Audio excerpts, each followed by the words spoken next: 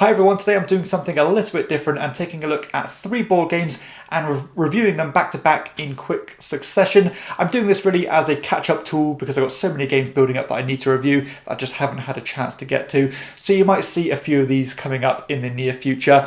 So the 3 games I'm looking at in this video are Lancelot, 10 and Cartagena. So without further ado, let's get into those reviews.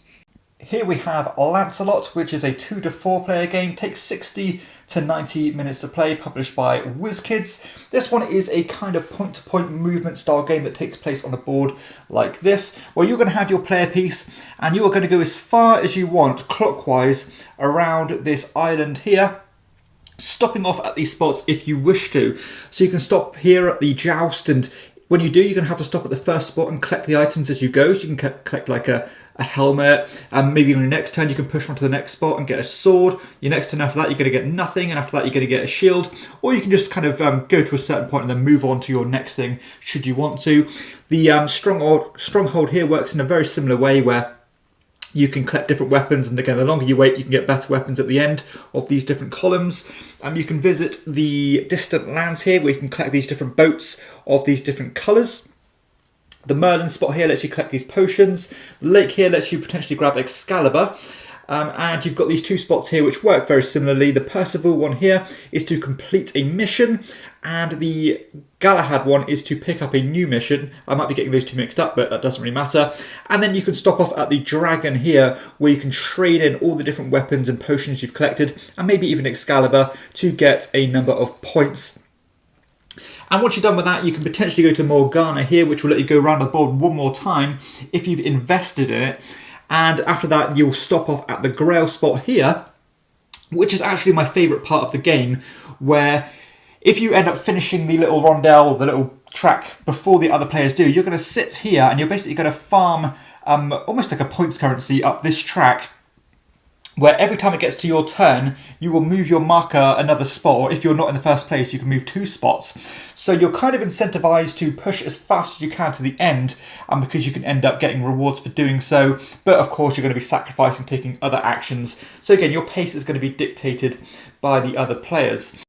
Other than getting points from slaying these dragons by trading in these weapons, you're going to have a virtue board here where you can have a bunch of different objectives that you're going to be working towards. So for example, this one here is have the most of any type of weapon, have one of each ship, have the most of the pink ships, have 7 of these white ships, or and the most helmets, or joint most helmets, and so on. So all very simple little missions. You're going to be able to complete any of those or all of the missions once, and no more than that, and you'll get the number of points here in this small shield. Now the big shield relates to another part of the game, where when you get back to the round table, you're going to have the option to invest in a boon relating to any of the different objectives by placing your disc on the relevant spot. So let's just say I wanted to boost my ability in the, let's say, Bedivere action, which relates to the joust. I'm going to put my little disc on the joust to show that I'm better at that action. And that can be, go to and fro throughout the game, so somebody could snatch it off me if they wanted to in a later round. But that means that from now on, I'm going to be able to move twice down the joust track, so I'm not so stalled by the passage of time. The same applies to the Stronghold, where you can move 2 at a time. The Merlin one, you're going to get one of these potions instantly, and you've got ones that just give you victory points. The Arthur one lets you invest in one of the virtues by getting the bigger amount of points. So if I visited Arthur, I could put my disc on this on a mission, which means if I complete it by the end of the game, I'm going to get 7 points rather than the 5. So it's a good way to get more points out of your turn. Again, ones like that, you collect shipped cards faster and all the different things like that. And that is essentially how the game plays out. You're going to keep going for a number of rounds, and then you're going to tally your points from your dragons, from any missions you've completed, and from the difference between the Grail track. So when I mentioned that each time you're going to go up this Grail track, the person furthest in the lead is going to compare the difference to the person furthest behind, and you're going to get those points equal to half the distance between you. So another way to get victory points. So I'm going to be brutally honest with my review here. This one was dull as dishwater. This is pretty much as bland as you can get for a kind of Euro style game, I suppose. The only interesting thing about the game is that Grail track, when I didn't really think it played a big enough part. I'd have loved to see this just be pure victory points or something and balance the rest of the game out accordingly. Because I love that idea of, I want to be quick because I want to start farming these points, but I still need to achieve all the other stuff, and what's going to be the biggest advantage for me to do? Am I going to go slow and focus on doing missions and slaying dragons, or am I just going to go boost right to the end and again start gaining those points without doing any work at all? And I also do like this idea of boosting all your different regions or your ability to participate in those different regions, but I thought a lot of them were pretty minor in what you could do, and they weren't terribly interesting. But I didn't dislike that part of the game. Some bits I did dislike were how kind of low and insignificant the point scoring was. It didn't really feel like you were achieving much in this game. It's a very low scoring game.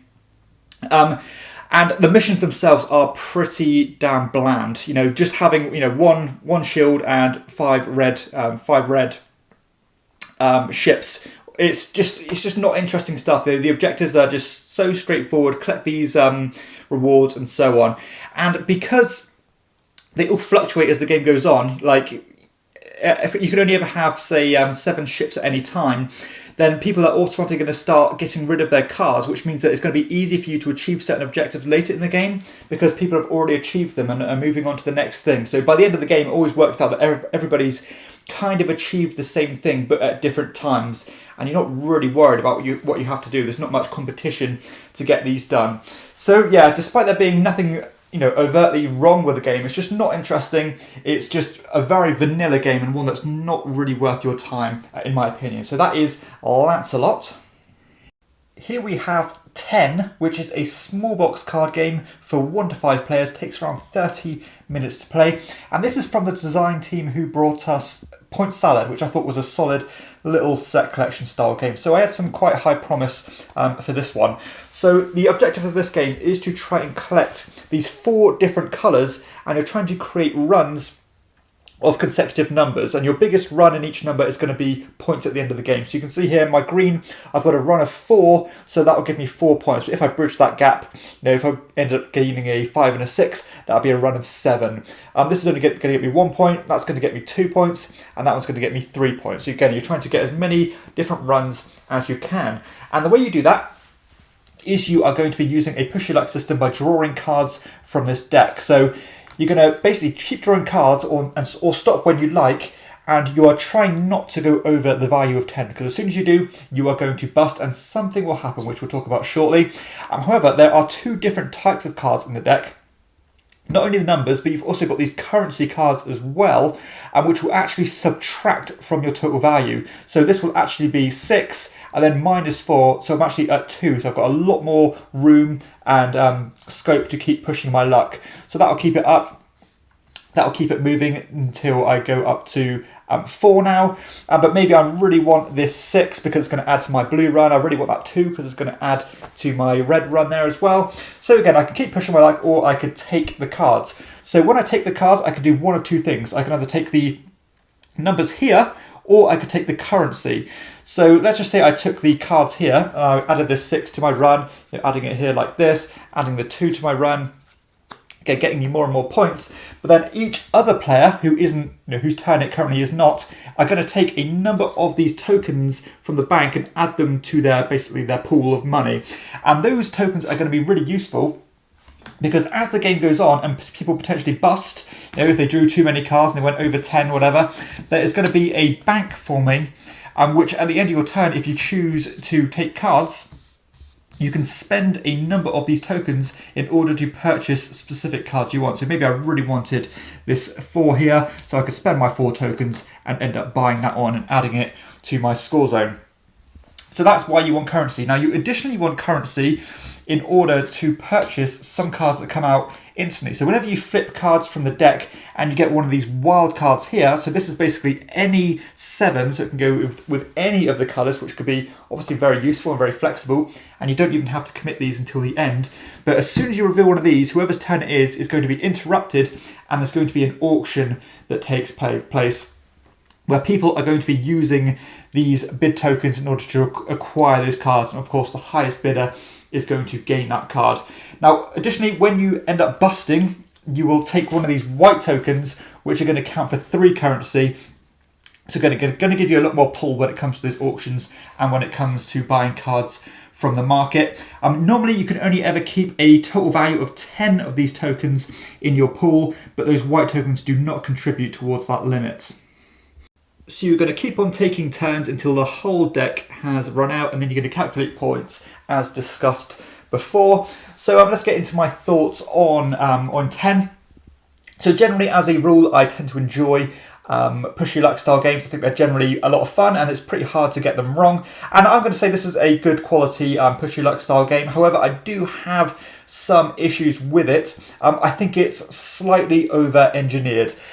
There's some things I do like, the extra layers they've added on here. Like, I really do like this idea of when you draw these currency cards, if I can just find one here, that they actually subtract from your limit.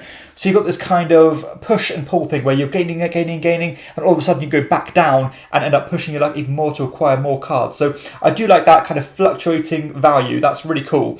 And I also like the dual currency system. You know, do you want the points or do you want the actual tokens themselves to give you some more leverage when it comes to the auctions and when it comes to buying very specific cards you need from the market.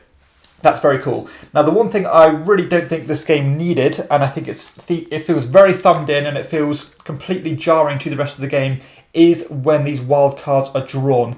So when you draw these wild cards, an auction is instantly going to start and it just brings the whole game to a halt, and it feels very frustrating at times when it's your go and auction card, and there's a big bidding round, and another auction card, a big bidding round. It just brings the game to a kind of almost like a chundering kind of staggering pace, which is like completely blows the momentum of the game out the window, and it just does not feel like it fits the rest of the game at all.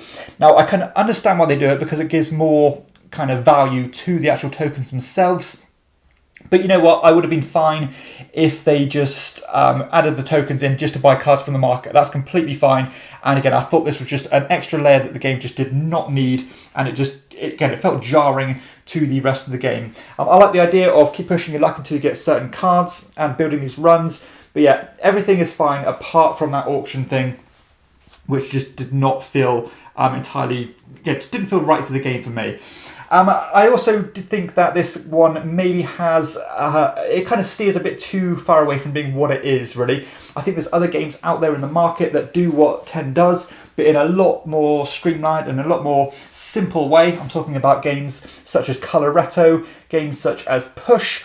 I think they're just slightly cleaner designs that work a bit quicker, a lot easier to explain because they don't have those extra levels of rules which aren't going to be so intuitive to some newer gamers who you'll probably be playing this game with. So again, it just felt a little bit jarring in a number of ways. But again, if those other games didn't exist, I would say this one is a good kind of collection-worthy game. But ultimately for me, it's not quite up to the standards of those other tried and tested designs. So that is 10. Here we have Cartagena, which is a simple family weight racing style game. 2 to 5 players, takes 30 to 45 minutes to play. Designed by Leo Colavini. So this game, you are going to build up this modular track, basically. And you can vary this map on depending on how long you want the game to be, ranging from 4 tiles to say 8 tiles. And you can see each player here takes control of a colour of these pirates. So each player is going to have 6 of their player pieces in their colour. And the objective of the game is to try and get all of your pirates from the jail cell here all the way to the escape boat. And the first person to get all of their 6 there will be the winner. And the way that you move these pirates is to play cards from your hand. So all the cards you're going to acquire throughout the game are going to match symbols which are on the board here. So you can see you've got the hooks and you've got the little tankards and the chests. And so on your turn, you're going to play one of these cards and put it on the discard pile. So let's just say, for example, I played this treasure chest onto the discard pile as the yellow player, and then I'm going to have a look at any of my pieces, any of my yellow player pieces, and move to the next uncovered, so the next revealed treasure chest, and I can pick any of my pirates to do that. So I could move this piece to this treasure chest, I could move this piece to that same treasure chest because there's none in the way.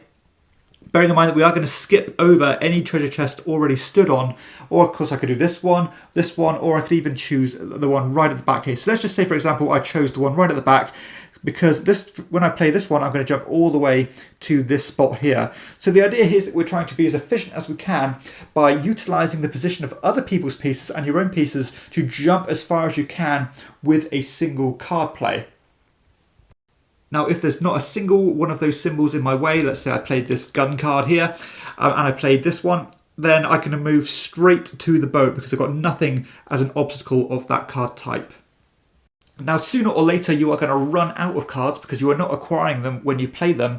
And when you do that, you are going to choose one of your people on the board and you are actually going to move them back on the track. And that is going to depend on the amount of cards that you get. So let's just say the black player here chose to move this character back. They're going to move all the way back until there's a spot with somebody else on there, but a maximum of 2 other pieces. So let's just say this player wants to move back now. They'd have to go all the way back past this group of 3 and then share a spot with this one, and that's going to determine how many cards you pick up. So if you've gone on a group with 2 other pieces, then you're going to draw 2 new cards into your hand to play with to move in further turns. And if you go with 1 other person, then you're only going to draw the single card. And that is essentially how the game is going to play. You're going to keep playing cards till one person has all of their pieces onto that escape ship at the end. So I actually think that Cartagena is quite a clever little game, and because there is some quite interesting decisions here on how you're going to manage your hand of cards. If you keep getting the same card, it's great because you can almost stand on these blocking spots, and then if you play that card again, you're always going to go to the next spot, so you can use them quite efficiently and fly up the track with a single card play. But you have to bear in mind that players behind you, your opponents are also might have those cards in their hand and capitalise on your position on the board, obviously again going really far up the track with a single card play. So you almost want to keep moving up, but as you move your kind of last piece up, you want to be creating gaps between you in order to be obstacles and kind of barriers for people to play cards so efficiently. So that's quite interesting on how the way that works. Sometimes you're taking these very long satisfying turns. As people get neglected at the back, you might start taking more kind of fiddly finicky turns where you're only going 1 or 2 spaces up at a time. So balancing the 2 is quite important to make sure that you haven't got any stragglers right at the back, meaning that you're going to be really inefficient in moving them. So again, you're only as fast as the person at the back. Now, I also like the economy on how you actually get the cards back into your hand in the first place, because yeah, you can push really far, but sooner or later you are going to run out of cards and you're going to have to fall back and start taking other cards. But knowing which one to play or knowing which piece to move back is quite important, because if I played this one, yeah, I'm only going to go back 1 space, but I'm going to go draw 1 card. But if I've only got chests, then I'm only going to go 1 space when I play my next card. So again, it's always important to know which one you want to play, so that you're not going too far back, but also in the future turns you can get a big boost with the cards you have in your hand by skipping over loads of different spots. So yeah, I do like that kind of player interaction on moving backwards and forwards, utilising the current situation on the board and reading it to get the most you can with a single card play. I do like the way that the game length is variable. If you want to play a relatively quick game, you can just play with a few of these different tiles, because again, they are modular and it's not going to really impact on the way you play the game. To be honest, I think optimally, I would not ever play with the full arrangement of these tiles because it does start to take a bit too long. Despite me really appreciating how simple the game is and how fun the game is, to be honest, it is quite one note. Once you've done it, and it really isn't much more to explore. Again, you are always just reacting to the cards you have in your hand. Sometimes you're not going to have the cards you want, which is just going to be the luck of the draw, really. But that's not really a slight on the game, because it is so simple. It is a family weight, tailored towards a lighter audience, which is fine. I'm not going to criticise the game based on that luck factor. But yeah, I think once you've played this 1, 2, 3, 4 times, you've pretty much seen everything it has to offer. But maybe if you like that familiarity of playing the same game again and again, something with no rules below, very simple, straightforward, but it feels different. I don't really know any other game that uses this system of reading the board and jumping up and falling back. It's quite a straightforward, very intuitive game. But again, my only issue is that it is a very a very direct game that you can clearly see what the game has to offer after a couple of plays, and that you're not going to find some miraculous hidden strategy that that wasn't there visible before. So again, very one note, but still a decent design. The uptime for the game is very good because you are simply just playing a card from your hand or moving one back, and you're pretty much done with your turn. So you're not just sitting there waiting for other people to resolve their actions. You know, even in a 5-player game, you can play this one pretty rapidly and not be bored when it's not your turn. Aesthetically, I like the way the game looks. You know, very clear symbology on the board. It's nice that these are modular, so each game is going to be different. You're not always playing with the same symbols. And there is some added variability in the game box with some little kind of rules tweaks and even like a little scenario you can play through. But to be honest, it is all just slightly built on this key mechanism and how the game works. So to be honest, if I'm going to pull out a game like this, I want to play it in its simplest, purest form, which is the version I've showed you here. I also feel that you need at least 3 players to get the most from this game. I wouldn't really consider playing it with 2, but you know, 4 I'll be more than happy with, and 5 maybe a little bit too long for me. But still, I've got no real issue playing at that length, and you could always just cut the board down to make it a shorter game anyway. So it actually does scale pretty well. That is if you're not playing with 2 players. So overall, I actually think that Cartagena is a very good family weight game. I don't think it's going to really cut it if you're always playing with just dedicated gamers. I think it might get old quite quickly, which it has done with my group, if I'm honest. But if I had, say, a young family, you're starting to introduce games like this to them, and you want something with a bit more meat on the bones, there is actually some decisions to be made here, and you can actually learn a lot from the way you play these cards and how to play them at the right time to get the most from them. So there's actually not, despite being very simple, in fact almost as simple as it gets, it's not a brainless game, and there is actually some quite interesting decisions here. I particularly like the way that you have to get cards back into your hand by pushing things back, and when is the best time to do that. But yeah, a nice design, and one that's not quite right for my collection, but I wouldn't really hesitate recommending this one to that family weight niche, people who do want to introduce these games to their family and younger children. So yeah, that is Cartagena, actually a very pleasant experience.